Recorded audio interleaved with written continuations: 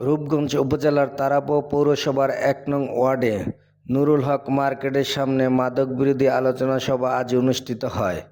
১ নং ওয়ার্ড বিএনপির সভাপতি মোজাম্মেল হক বাচ্চুর সভাপতিত্বে প্রধান অতিথি হিসেবে উপস্থিত ছিলেন তারাপো পৌর স্বেচ্ছাসেবক দলের আহ্বায়ক আলতাফ হোসেন। বিশেষ অতিথি ছিলেন তারাপো পৌর বিএনপির যুগ্ম সাধারণ সম্পাদক ইকবাল হোসেন, ওয়ার্ড বিএনপির সাধারণ সম্পাদক রুকনুজ্জামান, ওয়ার্ড বিএনপির সাবেক সভাপতি আলমগীর কবির আলম, ওয়ার্ড বিএনপির সাবেক সাধারণ সম্পাদক রাশেদুল আলম সিরাজি মুকুল, ওয়ার্ড বিএনপির সাংগঠনিক সম্পাদক দানিশ ভূঁইয়া সহ বিএনপি, মসজিদের ইমাম ও এলাকার গণ্যমান্য ব্যক্তিবর্গ উক্ত অনুষ্ঠানে উপস্থিত ছিলেন এবং বক্তাগণ বলেন, এবং এই রাস্তাটার মধ্যে নাকি ছিনতাইও হয়, চুরি ছিনতাই সবকিছু হইতেছে।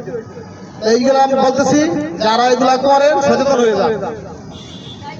যদি সে আমার কোনো লোক হয় তো এরা বুঝিয়া কোনো সাইজ করবে, কোনো কথা নাই, এটির সাথে কোনো আপোষ নাই, এটির সাথে কোনো রাজনীতি নাই। দীপু ভূঁইয়া, গাজী মনির যে হোক, কোনো সমস্যা নাই, এটির কোনো ছাড় নাই। মাদকাসক্ত ধরে দেব, মাদকাসক্ত দূর করতে হবে, আমাদের সমাজকে আমাদের রক্ষা করতে হবে। নুরুল মার্কেট থেকে নদীর পার পর্যন্ত রাস্তায় অনেকে গাঁজা বেচে, অনেকে ছিনতাই করে, অনেকে হিরোইন বিক্রি করে এবং গ্রামের অন্যান্য এলাকায় অনেক কিছু ঘটনা ঘটে।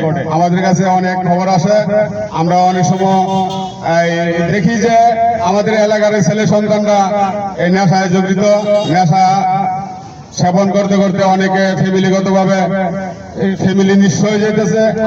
আওয়ামী লীগের আমলে যত চাঁদাবাজ, যত মদখোর, যত জুয়াখোর, গাঁজাখোর, একটাকে ছাড় দেওয়া হবে না।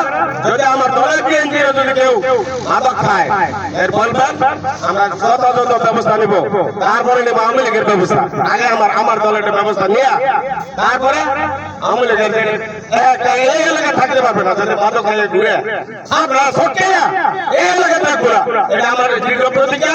মাদকটা আমাদের ১ নং ওয়ার্ডে, আর আমরা গার্জেনরা এটা নিজেরাও রক্ষা করতে পারি না এবং কারো সাহায্য নেই না যে আমার ছেলে মদ খায় বা গাঁজা খায় বা খারাপ কাজ করে, আপনারা একটু এটা আমাকে সহযোগিতা করেন, এই রাস্তা থেকে ফিরে আনে।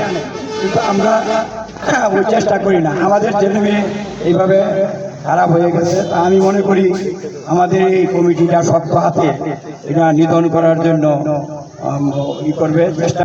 তার ক্যান্সার, কিডনি নষ্ট হয়ে যাচ্ছে, আমাদের চোখের সামনে দেখছি অনেকেই যারা গাঁজা সেবন করছে, যারা নেশা করছে, এই পরিণতি কি আমরা চোখের সামনে কি ভয়াবহ দৃশ্য আমরা দেখেছি। এখান থেকে যদি আমরা শিক্ষা নিয়ে আমার ভাই, আমার পরিবারকে যদি সংশোধন না করি, তাহলে তারও একই পরিণতি হবে। আমরা এই সচেতনতা যার যার পরিবারে জাগ্রত করি, যার যার পরিবারকে সচেতন হই। মাদক আমার আসলে আপনার নিজেকে ধ্বংস করে না, ধ্বংস করবো আপনার পরিবারকে, ধ্বংস করবো সমাজকে, ধ্বংস করবো জাতিকে, পুরা দেশকে ধ্বংস করবে আগামী প্রজন্মকে। যার যার ঘরে আপনাদের খোঁজ নিতে হবে যে আমার সন্তান কার সাথে চলাফেরা করে, সে কখন বাসায় ফিরে, তার বাপ মূর্তি কি, সে কি করে, তার কি আচরণ। যারা নেশা করে তাদের আচরণটা একটু ভিন্ন থাকে। আপনি আপনার সন্তানের দিকে নজর দিন, সবার আগে এই কাজ করুন। আপনি আপনার সন্তানের দিকে নজর দেন, তাইলে আপনি বুঝতে পারবেন আপনার সন্তান কি সুস্থ আছে নাকি অসুস্থ। মাদক সাধারণত ইয়ং ছেলেরা সেবনটা করে, যারা ইয়ং তারা সেবনটা করে। যখন মাদকের টাকা থাকে না, প্রথম বাপ মার কাছ থেকে নেয়, বাপ মা টাকা দিতেছে, চাইতেছে, বাপ মা টাকা দিতেছে, আপনার টাকা আছে আপনি দিতেছেন, এক সময় আপনার টাকা দিতে পারবে না, তখনই সে বাইরে আসে, তখন সে চুরি করে ফার্স্টে, পরে চুরি করে দেখা পারতেছে না, তখন ছিনতাইতে নামে। আপনার ছেলে আমার ছেলে কখন ছিনতাই নেমে গেছে নেশা করতে করতে, আপনি যখন নাকি মানুষ ঘরের মানুষ বলে তখন আপনি বুঝতে পারবেন। সরকার ছিল সরকার, দেখছি সরকার আমলে জায়গায় জায়গায় নেশার আড্ডা বসায় দিচ্ছে। আপনি ইচ্ছা করলে কিছু করতে পারেন নাই, অসহায় ছিলেন। আপনি নিজে যদি বলতেন আপনি নিজে হেনস্থার শিকার হইতেন, অপমান হইতেন, মারধর হইতেন। এখন নাই। আমাদের যে নেতারা আছে তখন কঠিন হত্যা দমন করার জন্য আমাদের নির্দেশ দিয়েছে যে সমাজে চুরি, ছিনতাই, নেশা এগুলো করতে দেওয়া যাবে না। আপনারা সবাই এখানে যারা আছেন, সবাই মুরব্বি আছেন, সবারই ভাই আছে, সন্তান আছে, ছেলে আছে, আপনারা সবার সন্তান ছেলে ভাইয়ের দিকে নজর রাখবেন।